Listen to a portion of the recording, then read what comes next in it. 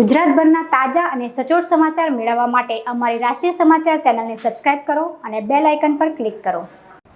સુરત શહેરમાં ટ્રાફિકની સમસ્યા હળવી થાય અને વાહન ચાલકોને હાલાકી ન પાડે તે માટે સુરત શહેર ટ્રાફિક પોલીસ દ્વારા ઝુંબેશ અને રોંગ સાઇડ નો પાર્કિંગમાં વાહનો પાર્ક અને ઓવર સ્પીડિંગના વાહનો હંકારતા વાહન ચાલકો સામે સ્પેશિયલ ડ્રાઇવ યોજીને કાર્યવાહી કરવામાં આવી રહી છે।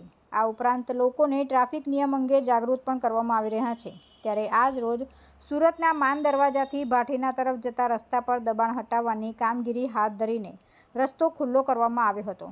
મનપાની ટીમ સાથે અહીં કામગીરી કરવામાં આવી હતી। આ ઉપરાંત જે વાહનોને ટોઈંગ કરવાની જરૂરિયાત લાગી છે તેને ટોઈંગ પણ કરવામાં આવ્યા હતા। દબાણ હટાવવા સાથે સાફ સફાઈની કામગીરી પણ કરવામાં આવી હતી।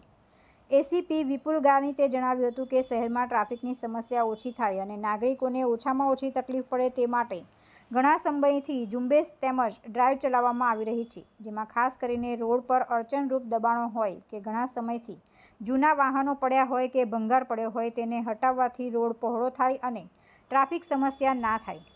દરમિયાન પોલીસ કમિશનરની સૂચના હતી કે માન દરવાજાથી ભાટીના તરફ જે રોડ જાય છે ત્યાં પુષ્કળ પ્રમાણમાં જૂના વાહનો અને અન્ય અલગ બીજા ભંગારના સામાનોનું પણ દબાણ છે, તો તે દૂર કરવામાં આવે, વાહન ચાલકોની તકલીફ પણ દૂર થાય એમ છે। જેથી આજે સ્થાનિક પોલીસ અને મનપાના અધિકારીઓ આજે સાથે દબાણ હટાવવા સાફ સફાઈની કામગીરી કરવામાં આવી હતી।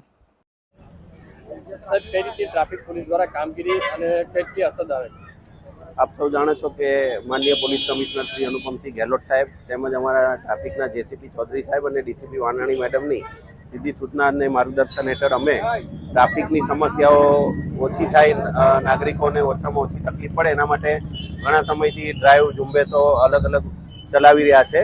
જેમાં સીપી સાહેબ તરફથી રોડ પરના ખાસ કરીને જે અડચણરૂપ દબાણો હોય કે વ્હીકલ જૂના હોય, ભંગાર પડ્યા હોય એને હટાવવાથી જે નાગરિકો વાહન ચાલકો છે એમને એક સ્મૂથ રોડ મળે અને એ લોકો જ્યાં જવા માંગતા હોય ત્યાં સારી રીતે જઈ શકે એના માટે ઘણા દિવસથી પ્રયત્નો હાથ ધરવામાં હતા।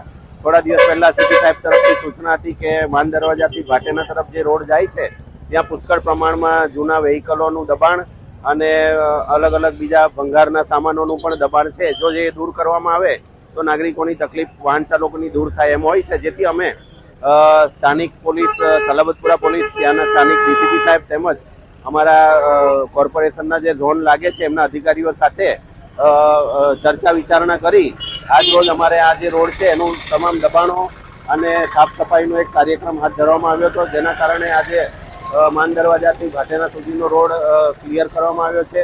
જે વાહનો અમારે ટોઈંગ કરવાની જરૂરત લાગી છે એને અમે ટોઈંગ કર્યા છે અને હવે અમે આરોગ્યના ટીમની રાહ જોઈ રહ્યા છે જે લોકો આવીને આ સફાઈ કરે અને રોડની જે ટીમ આવે તો રોડ એક ફિનિશિંગ થઈ જાય તો કમ્પ્લીટલી એક નવો રોડ મળી જાય એમ છે અને વાહન વ્યવહાર રાબેતે મુજબ ચાલે એમ છે। છતાં પણ ટ્રાફિક અડચણરૂપ થાય તો કઈ રીતે કાર્યવાહી?